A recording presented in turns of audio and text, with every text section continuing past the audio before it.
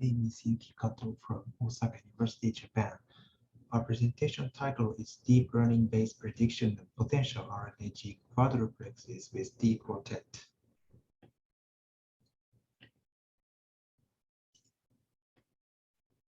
First, let's take a look at a simple example of a G-quadruplex, where a G-quartet composed of 4 guanines are stacked to form a G-quadruplex. Note that the monovalent cation located in the middle of the stacks contributes to the stability of the structure.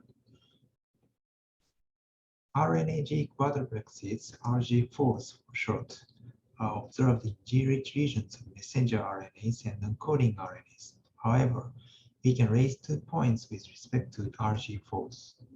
First, is there a more specific motif than G-richness?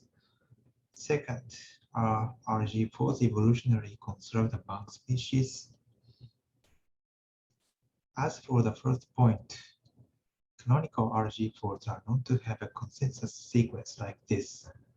On the other hand, there are no canonical RG4s whose characteristics include long loops, bulges, and D-Quartet. However, we don't know whether these cover all motifs of RG4s. Next, you can see here a nice heat map of occurrence of human RG4 analogs in 68 eukaryotic species, presented in Kwok and others' paper, where the green one is the matching aligned locus of an ortholog, while the magenta one is an ortholog that doesn't match to RG4. These results were obtained from aligning human RG4 sequences to those in other species with a simple motif, but we don't know again whether this can cover all cross-species conservation. In this work, we'll try to address the 2 points explained previously. For the first point, we developed D-Quartet to predict RG4s with automatic feature extraction. To address the second point, we will apply our method to multiple species to show evolutionary conservation among species, which is left as future work. Today, I'll talk about the deep learning-based approach to the prediction of RG4s. D-Quartet uses a convolutional neural network, where the numbers of convolutional layers and those of fully connected layers are at most 2. Input takes the form of one-hot encoding of the input sequence. For example, the input sequence of ATGG is converted into this matrix. Finally, the model will output the probability of being RG4. To train and test the model, we have to prepare a dataset consisting of positive data and negative data.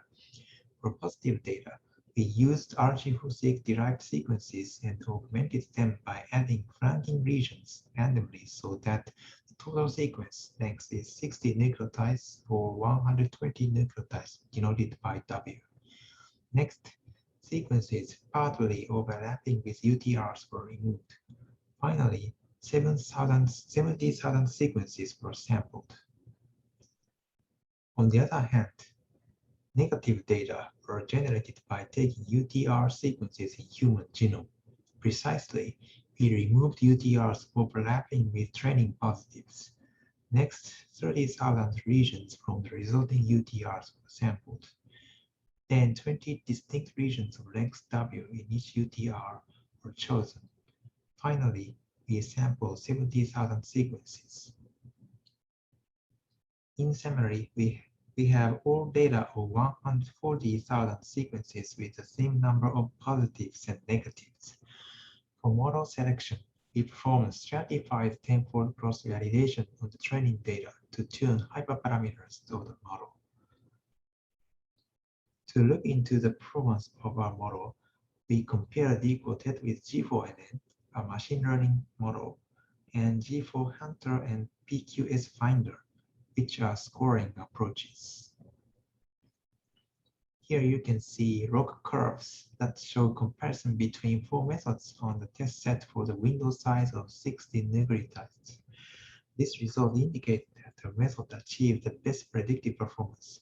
We omit the results with the window size of 120 nucleotides because they are very similar to the case where W equals 60. To move on to the next step that is intended to show cross-species conservation, we will do the 3 steps shown here.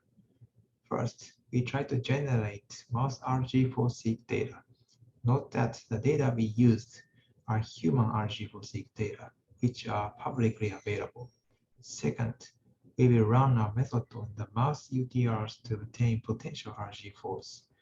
Finally, we will compare computationally predicted results with RG4-seq results to show the effectiveness of our method. We will address those tasks in the very near future. Thank you for your interest in this work and for your kind attention.